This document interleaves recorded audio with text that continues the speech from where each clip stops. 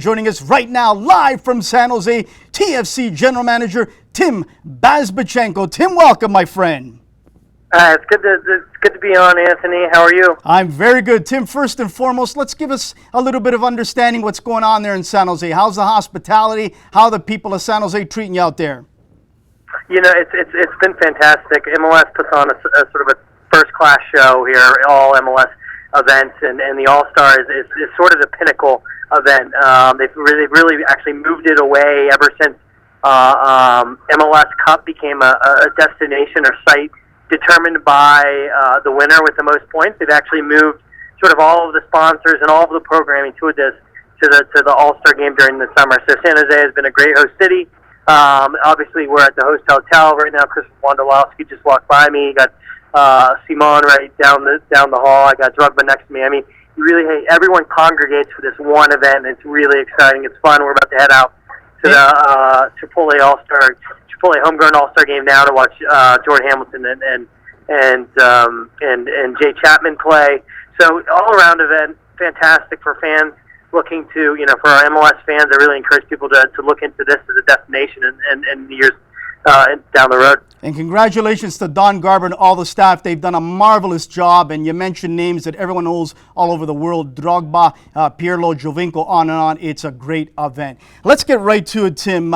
You're past the midway point of the season. Are you happy where you're sitting, considering all the injuries? Bradley, Altidore, Johnson, on and on. Are you happy where you're sitting?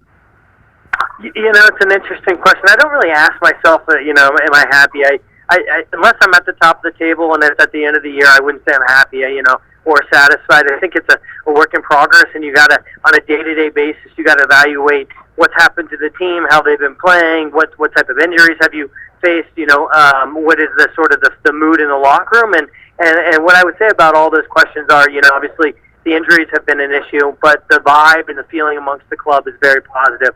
So we feel like we're really well positioned to make a run up the table. We have 9 of the next 14 at home. BMO Field has been rocking this year, where attendance is up. People actually showing up to the games is up. I think the vibe in the stadium and our supporters have been electric. So I think we're really poised to make a run here. We just got to get healthy, and that's one of the things in our league. It's a league based on parity with our salary cap, unlike any league in the world. And so there's only, small things make a big impact, whether or not it's refereeing calls, it's injuries. Those two things are much exacerbated by the fact that every team is very close in terms of their salary cap spend. Tim, that loss against the Montreal Impact in the playoffs still stings to a lot of TFC supporters. Of course, to yourself, Bill Manning, Greg Vanney, all the players. It still leaves a sour taste in their mouth. In your mind, for the club to have growth and success and call it a year of success, do they need to get deep into the playoffs this year? Yeah, I mean, what I would say is it stings because it's sort of, we got to the playoffs and we weren't able to sort of deliver to our fans a home game at BMO Field. So that's our bar for this year. That's where we want to be. We have many goals, and obviously we evaluate the team and on many different factors. So that's certainly one of the goals of ours, but it's not the only goal.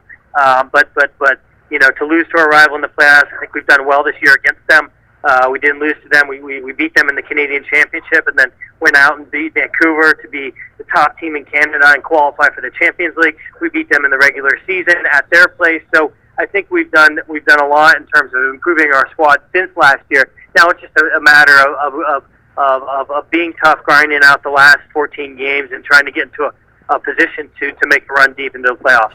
Tim, let's talk about Maple Leaf Sports and Entertainment. I've said this for the last 3 years. All they've ever done is sign the checks where they're asked to sign, kept their mouth shut, and they brought world-class players over here. Defoe, Bradley, Giovinco, on and on, Altidore. All they've done is write and sign the checks, and all they want is a winner. 24 hours ago, I tweeted about a player named Blanco who comes from San Lorenzo in a club in Argentina. I understand from my source who I trust emphatically that your club had a look at him and was pursuing him. True or not?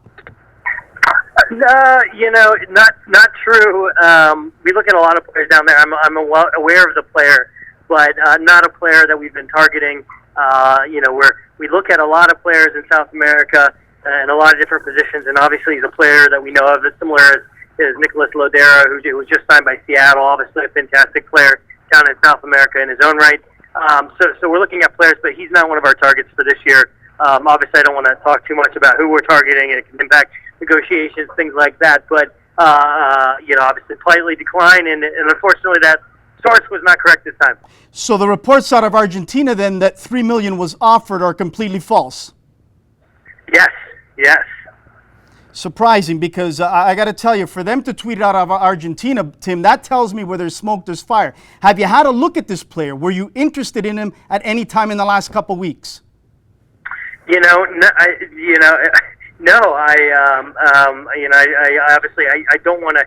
I'm actually, by league rules, I'm not actually allowed to sort of talk about those things.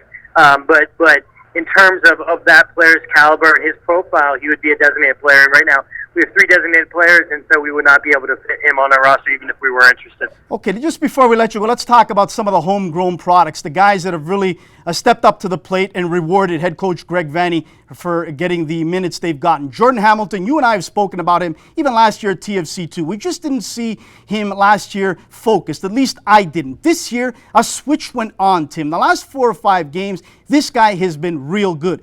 Delgado and Chapman, I've noticed a game good, 3 or 4 not so good. How important is it that these young players that are given a spot, an opportunity, repay their coach back management to say, thank you, we'll give you everything we got for 90 minutes plus? It's important, and it's the future of our club, Anthony. I mean, I believe that not far down the road, and it's my goal, my personal goal, and the club's goal, is we want to be able to field a team of or at least have the ability. I should just to clarify, have the ability to field a team of 7, 8 local Canadian homegrown players, and then sprinkle in 2 or 3 deep designated players and be competitive. I mean, that's certainly a goal of mine. So it's nice to see these players develop through the USL, through the academy, then USL, and now they're getting a shot, and they're repaying Greg and the team for believing in them, and then obviously that's what they're paid to do, and that's what they love to do, which is playing soccer. So it's a critical time for these players, and when they step on the field, they need to perform. Obviously, it's whether or not it's Alex Bono and goal or Subasa Endo coming out of college. The backbone and spine of our club and the success of the long term is going to be built on our academy for one, and then our draft picks, and then obviously.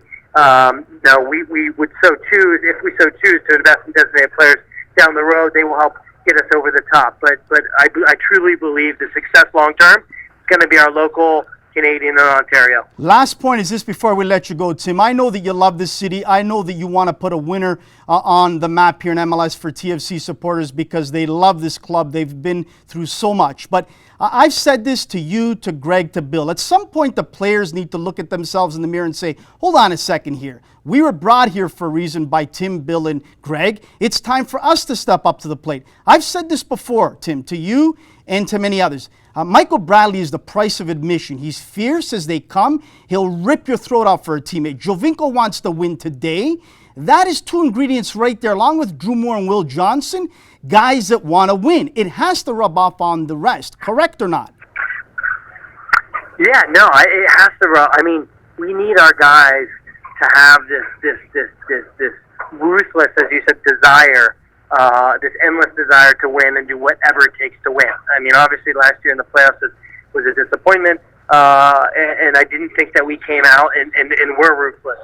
So that's the challenge for our guys this year. And yeah, the players need to step up, but it's not really us versus them, management, coaches, players.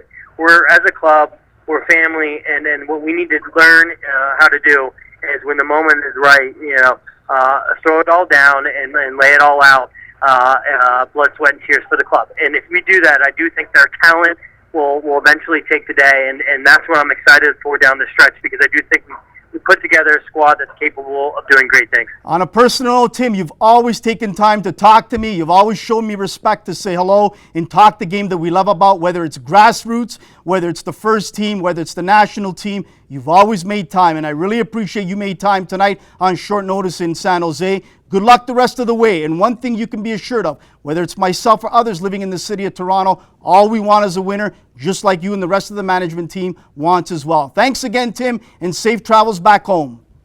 Thanks, Anthony. Appreciate it, and feel the support from everyone in Toronto.